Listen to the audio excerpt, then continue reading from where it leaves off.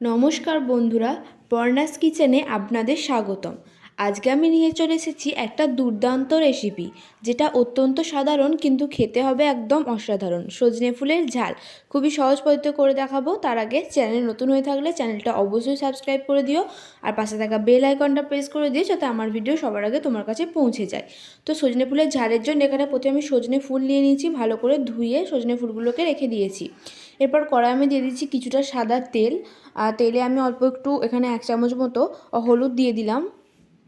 এরপর আমি কিছু সবজি ভেজে নেব। তো প্রথমে আমি এখানে নিয়ে নিয়েছি, দেখো বেগুনটাকে লম্বা লম্বা করে কেটে রেখেছি। প্রথমে আমি বেগুনটা দিয়ে দিলাম। তোমরা যদি চাও এটা শুধুমাত্র আলু দিয়েও করতে পারো, কিন্তু সবজি দিয়ে করলে এটা খেতে বেশি ভালো হয়। তো প্রথমে আমি বেগুনটাকে দিয়ে একটু নাড়িয়ে চাড়িয়ে নেব। এরপর আমি এখানে দিয়ে নিচ্ছি শিমগুলোকে আমি একদম ছোট ছোট করে কেটে রেখেছি, সেই শিমগুলোকে দিয়ে দিলাম, আর তার সাথে সাথে লম্বা করে কাটা আলুও দিয়ে দিলাম। তো এই সবজিগুলো দিয়েই মোটামুটি আজকের এই রেসিপিটা করব। এই 3টে সবজিকে এরপর খুব ভালো করে আমি একটু নাড়িয়ে চাড়িয়ে নেবো। মোটামুটি এটাকে একটু হালকা করে আমি ভেজে নেব। অল্প একটু নুন দিয়ে নিলাম। এটা যখন হালকা হালকা ভাজা হয়ে আসবে তখনই কিন্তু এটাকে নামিয়ে নেব। তো এটা ভাজা হতে কিন্তু বেশিক্ষণ সময় লাগবে না, হালকা করে ভাজতে 4 থেকে 5 মিনিটের মধ্যে এটা হয়ে যাবে। তো এই যে দেখো, এই অবস্থায় আমি এটাকে তুলে নিলাম।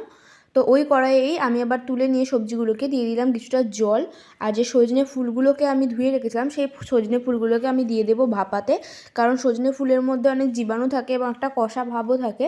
তো এই ভাপাতে দিলে সেই জীবাণু এবং কষা ভাব দুটোই চলে যায়। অল্প একটু নুন দিয়ে আর অল্প একটু হলুদ দিয়ে আমি এটাকে একটু নাড়িয়ে চাড়িয়ে নিয়ে আমি এটাকে 3 থেকে 4 মিনিটের জন্য ভাপাতে দিয়ে দেব। এটাকে আমি চাপা দিয়ে দেবো এরপর। তো 3 থেকে 4 মিনিট পর এই যে দেখো, এটা মোটামুটি হয়ে এসেছে। এরপর আমি জলটাকে ফেলে দিয়ে ফুলগুলোকে নিয়ে নেব। তো তারপর ওই কড়াইয়েই আমি দিয়ে দিচ্ছি কিছুটা সর্ষের তেল। অল্প একটু সর্ষের তেল দিয়ে দিলাম, আর ফোড়ন হিসেবে এখানে আমি দিয়ে দেবো শুকনো লঙ্কা, একটা শুকনো লঙ্কা অর্ধেক করে এখানে দিয়ে দিয়েছি, আর দিয়ে দেবো কিছুটা 5 ফোড়ন। একদমই অল্প একটু 5 ফোড়ন দিয়ে দিয়েছি।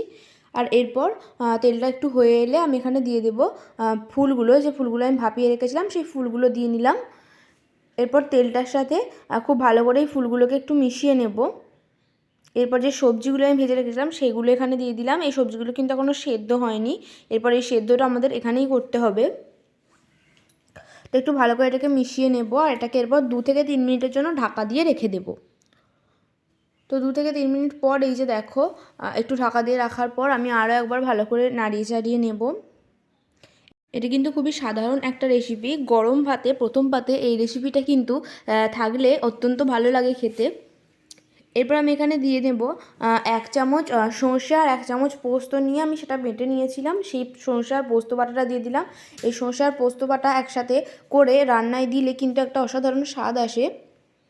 তো এরপর এটাকে দিয়ে নিচ্ছি। এরপর আরও একবার খুব ভালো করে মিশিয়ে নেব।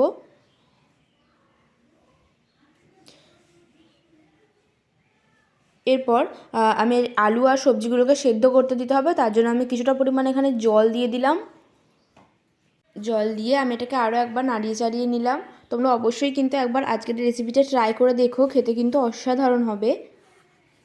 এরপর এখানে আমি কালারটা একটু সাদা লাগছে বলে এখানে আমি একটু হলুদ দিয়ে দেবো 1 চামচ মতো। তোমরা চাইলে এখানে কাশ্মীরি লঙ্কার গুঁড়োও ব্যবহার করতে পারো। এরপর এটাকে আমি ঢাকা দিয়ে রেখে দেবো 5 থেকে 7 মিনিটের জন্য। 5 থেকে 7 মিনিট পর এই যে দেখো, এগুলো হয়ে গেছে, একদম সমস্ত সবজিগুলো একদম খুব ভালো করে সেদ্ধ হয়ে গেছে। আর এরপর এই স্বাদটাকে ঠিক রাখার জন্য আমি এখানে অল্প একটু চিনি দিয়ে দিলাম। চিনি দিয়ে আর একবার নাড়িয়ে চাড়িয়ে নিয়ে 2 থেকে 3 মিনিট একটু এইভাবে রেখে দিলেই কিন্তু আমাদের এই রেসিপিটা আজকে তৈরি হয়ে যাবে। তো এই যে দেখো, একটু নাড়িয়ে চাড়িয়ে নিলাম, আর এটাকে এরপর 2 থেকে 3 মিনিট একটু এভাবেই রেখে দেব যাতে চিনিটা একদম মিশে যায়। তো 2 থেকে 3 মিনিট রাখার পর গ্যাসের ফ্লেম অফ করে দিলেই কিন্তু আমাদের তৈরি আজকের এই রেসিপিটা। খেতে কিন্তু অসাধারণ হয়। তোমরা অবশ্যই একবার বাড়িতে ট্রাই করে দেখো, আশা করছি ভালো লাগবে। আর ভিডিওটা ভালো লাগলে ভিডিওটাতে অবশ্যই একটা লাইক করে দিও।